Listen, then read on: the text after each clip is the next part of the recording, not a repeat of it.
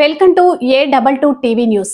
కూటమి ఎన్నికల్లో ఇచ్చిన హామీల్లో భాగంగా తల్లికి వందనం పథకం ద్వారా తల్లుల ఖాతాల్లో డబ్బులు జమ చేయడాన్ని హర్షిస్తూ కర్నూలు జిల్లా ఎమ్మికనూరులో ఎమ్మెల్యే జయనాగేశ్వరరెడ్డి ఆధ్వర్యంలో మహిళలతో కలిసి సీఎం చంద్రబాబు, మంత్రి లోకేష్ చిత్రపటానికి పాలాభిషేకం చేశారు. అనంతరం ఎమ్మెల్యే మాట్లాడుతూ ఇచ్చిన హామీలు అమలు చేయడం లేదని వైసీపీ నేతలు ఇష్టం వచ్చినట్లు మాట్లాడారు. కానీ ఇప్పుడు తల్లికి వందనం డబ్బులు ఖాతాలో జమ చేయడంతో వైసీపీ నేతలు ఓర్వలేకపోతున్నారు.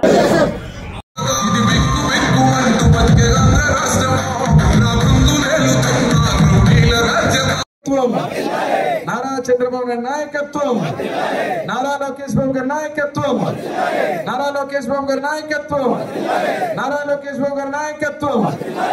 जय लोकेश बाबू गारू मुख्यमंत्री नारा चंद्रबाबु नाయుడు గారు చేస్తున్నది. ఒక్కొక్క బిడ్డకు మీరు 13,000 ఇచ్చి ఆ రోజుల్లో 2,000 ఎగరగొట్టిన డబ్బులు ఎక్కడికి పోయినాయి? మీరు సమాధానం చెప్పాలి.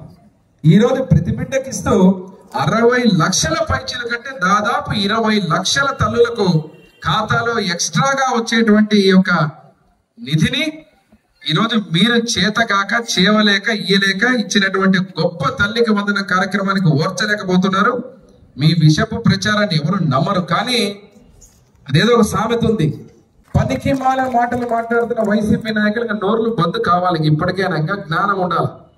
మీరు మంచి చెబితే నమ్ముతారు, కానీ ఇలాంటి చెడుని ఏదో ఒక రకంగా ఓర్చలేక ఏ రకంగా అయినా ఈ పథకాలు అమలు పరుస్తున్నారని చెప్పి ఈరోజు అడుగుతున్నా. నేను పెన్షన్లు పెంచుతామన్నాం, పెంచాం.